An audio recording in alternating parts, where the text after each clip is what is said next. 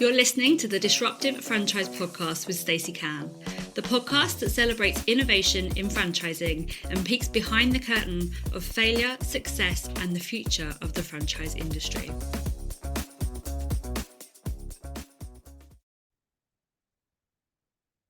Hey there, my name is Stacey. I am your host for the Disruptive Franchise podcast, which is very kindly sponsored by Bookwhen and Make Your Mark podcast agency.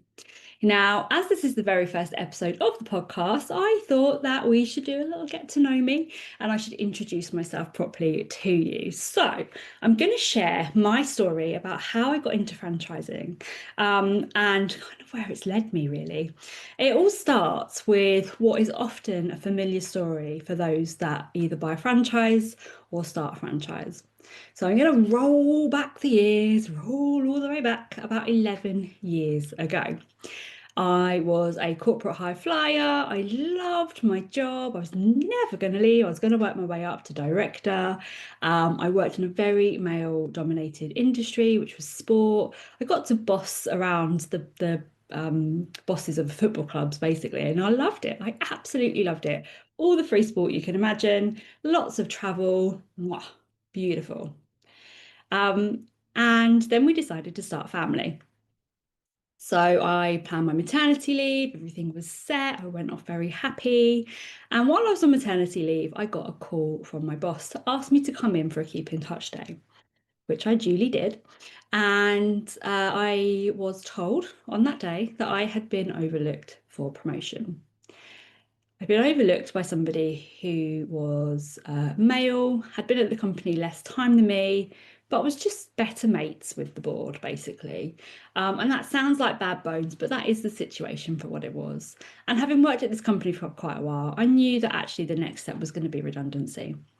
Now, I am quite a stubborn person, and I decided that I wasn't going to take that lying down, baby or no baby. So I put myself out there and I managed to get myself headhunted for what I believed was my absolute dream job.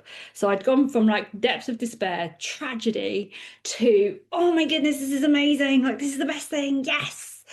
And off I went.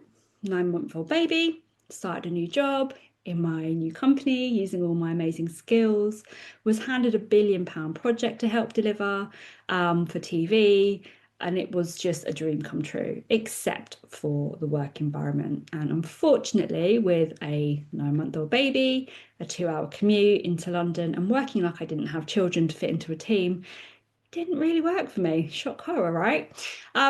So it didn't last very long until I was started to struggle with my mental health. And I tried pretty hard to just keep up. But what I actually woke up with one day, about a week after we moved house, on top of that, we'd had a family bereavement and a house move on top of all of this stress. And not surprisingly, I just broke into about 1 million tiny little pieces. And so finding myself in the depths of a mental health crisis with a small baby in a toxic environment that didn't support me didn't really work very well. I was very, very ill and I couldn't continue doing what I was doing. I did try a couple of times to go back in and reintegrate, but it became very apparent very quickly that actually they'd prefer to manage me out of the business, which I wasn't in a mental state to deal with. So very long story short, we ended up settling an agreement to settle so that I didn't take them all the way through a tribunal. And I found myself with, a just turned 1-year-old and a pile of money and a fear of going back to do the very thing that I had loved the most. I felt like my confidence was completely shattered because I'd been overlooked for promotion in a job that I really loved and felt really valued at. And I felt completely useless emotionally because I'd been ripped to shreds at the other organisation. And so the thought of going back and getting a job just really wasn't where my head was at. So I sat down, ran the numbers and decided that actually, do you know what? I'm going to invest in myself. I looked at starting my own company. I had owned a company before, but I had been really lonely working for myself, and I didn't want to do that. Now, while I've been on maternity leave, I actually had done a class with a company called Daisy First Aid. It's quite a new company back then, but during that time, while I kind of had been in the workplace, the owner had franchised. So I thought maybe I'll just have a little look at that. And I looked at loads of different franchises. I did due diligence. I found that there was a resale franchise locally to me for a music and dance company franchise. And I nearly went ahead with that one, actually. The thought of buying a resale of an established business was a bit like, yeah, quite like that. Um, but actually, my mum pointed out that I don't sing very well. Maybe I shouldn't do that. But what I loved actually was with the Daisy First Aid franchise that it was a worthwhile thing to go and do. A business model that I could invest in that would support me and make sure that I had a network behind me or I wasn't lonely. Um, and I absolutely loved what it stood for, having done the class myself as a parent who'd been weaning. So I met up with the owner, Jenny Dunman, the CEO, and I signed straight away. I was really happy. This wasn't my first journey into franchising though. What I'd actually done when I left uni was I took my marketing degree and I got a job at the UK's largest franchisee of a company called Thrifty Car and Van Rental. So I already knew a little bit about franchising from uni days, but also from being in that environment within my first job. So I kind of had some expectations there. But Daisy First Aid was a brand new franchise. So although they had the business model, they didn't have the marketing and the support structures that we have today. And I was able to be a part of that process. Now, about 2 weeks before I did my first franchisee training, I called Jenny and I said, I know I've signed for the Red Hill territory. Would it be possible to have Reigate as well? Because it's not part of that territory. And she said, well, no, because the territories are set and mapped. Well, then can I buy Reigate? She must have thought I was bonkers. Like absolutely bonkers. This crazy lady has bought a franchise and then bought a second territory who no one had ever done that in Daisy before. I was one of the early franchisees in. And she's like, yeah, but you haven't even done your training yet. You might not like it. And I was like, I know I'm gonna love it. And that was it, really. No looking back. So that's how I got back into franchising, which was just wonderful. I had such a great time as an early Daisy First Aid franchisee because I was able to use my marketing skills to grow my business really quickly. So I had a freelancer within the first 6 months. I was already fully booked, and I just grew and grew and grew, and I just loved it. Over the course of 10 years, I basically took on, I think it was 5 different territories at various times that I had like bought, sold, owned, etc. I just loved it. I absolutely loved it. But for me, I have um, a real I have a real struggle to switch my brain off, basically. That entrepreneurial brain just keeps flowing. So even though I was having a great time as a Daisy First Aid franchisee and it fit around my kids, and just as we'd signed our third territory for Daisy First Aid, I'd literally signed my contract for the third territory, and about a week later discovered that I was pregnant with twins, which was a shock. It was a shock. And I remember going at that point in time, I was doing franchisee training. So I was training the new franchisees with Jenny.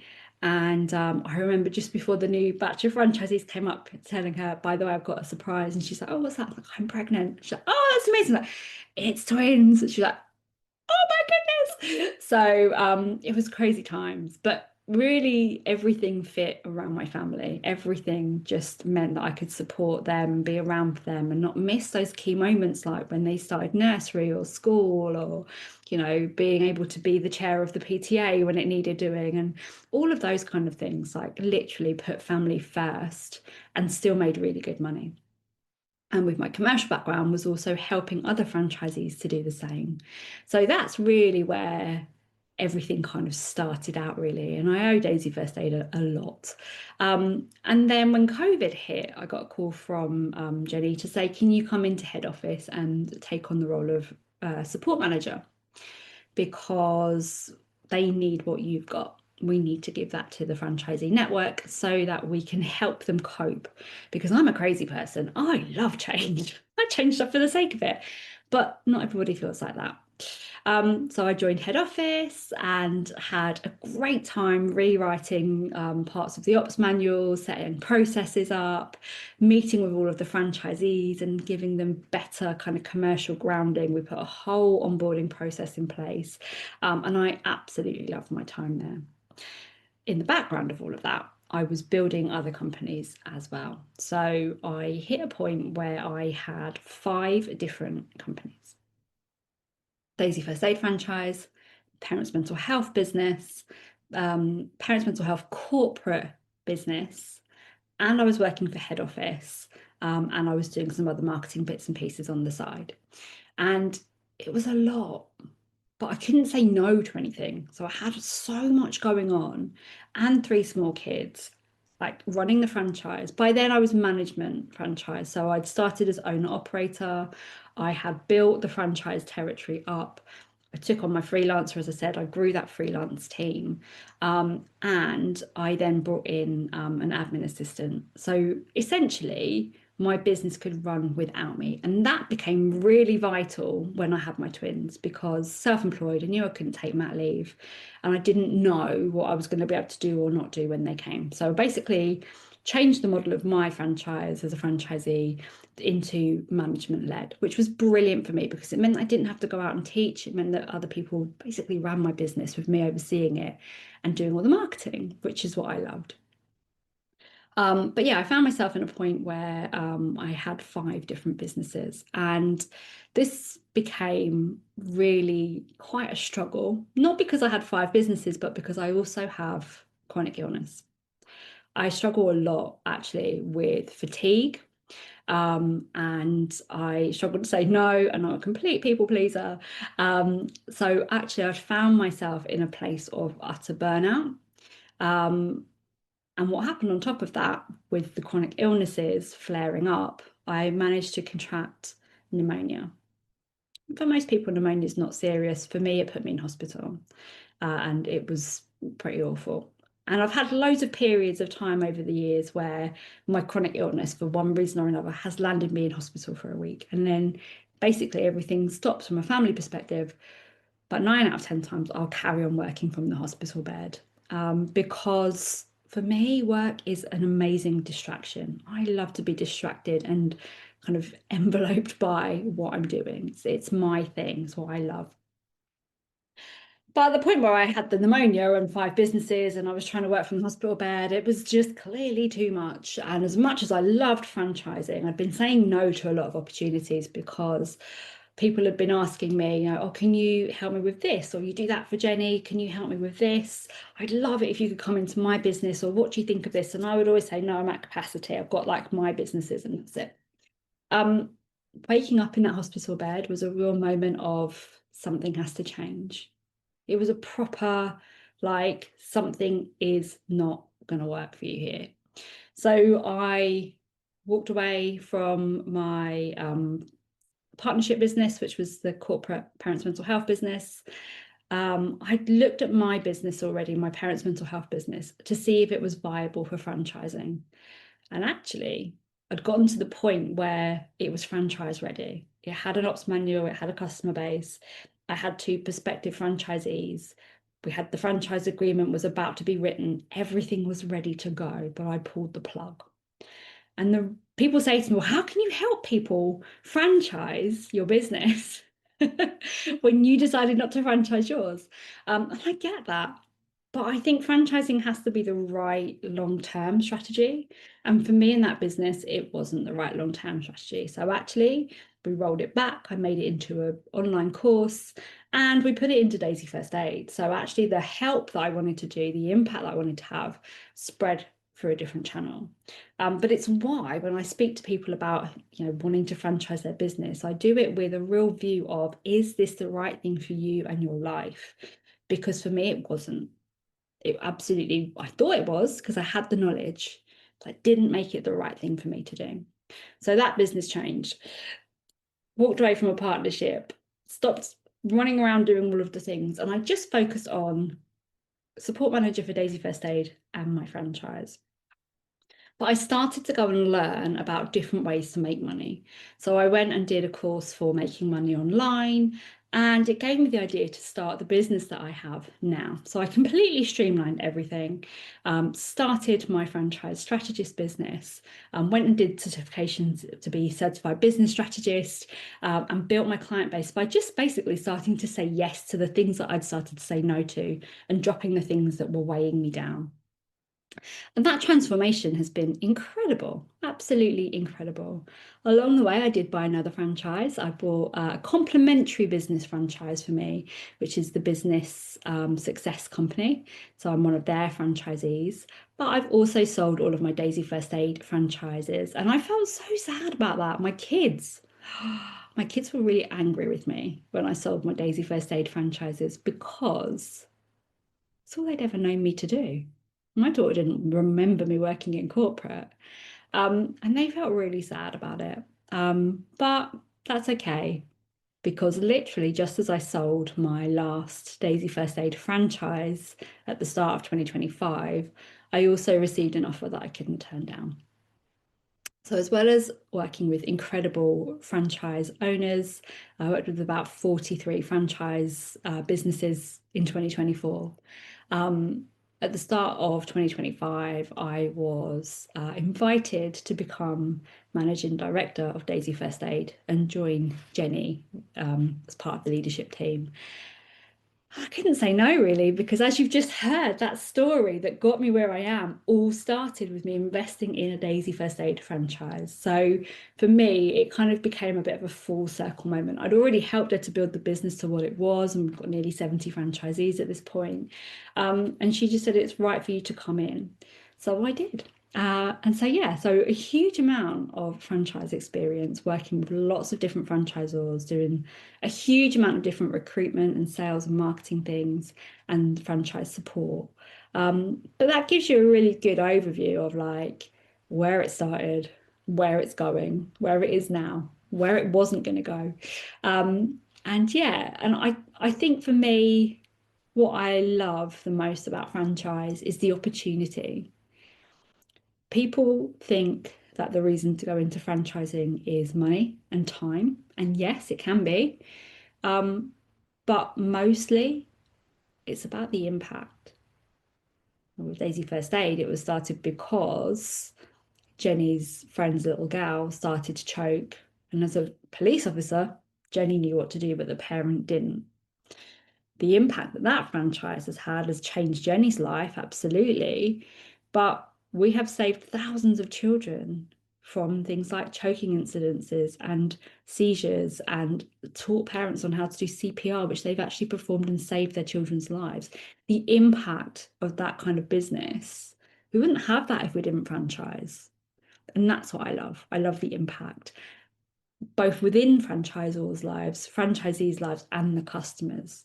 And that's really why, for me, this podcast is so important, because I'm going to get to share that with you along the way. We're going to peek into lots of different franchise businesses and see the impact that they have and how they do it. And I just think from a franchise industry point of view, it's small enough that it's very supportive. But actually, it's worth just over £19 billion to the UK economy. So it's not really that small, but I absolutely love it. So hopefully that journey has inspired you, or at least told you a little bit more about where I come from and why my view of franchising is actually quite unique, because I haven't just been a franchisee. I haven't just started a franchise. I've done so much around, various different aspects of franchising. And I just love it. I light up. My face literally lights up when I talk about franchising, because it's been such a key part of my last 10, 11 years. It's been a huge part of my children's lives by proxy. Whether you're in it now or thinking about it, hopefully it's a big part of your life to come too. Thanks for listening to this episode. We will be back next week with another episode, next time featuring a guest. Before we finish up today, I'd love to just thank our podcast sponsors, Book When and Make Your Mark Podcast Agency, without whom this episode wouldn't have been possible. You can find more information on both amazing companies in the show notes. If you've enjoyed listening to today's episode, please also make sure that you hit the subscribe button. And I would absolutely love it if you left a review too. See you next time.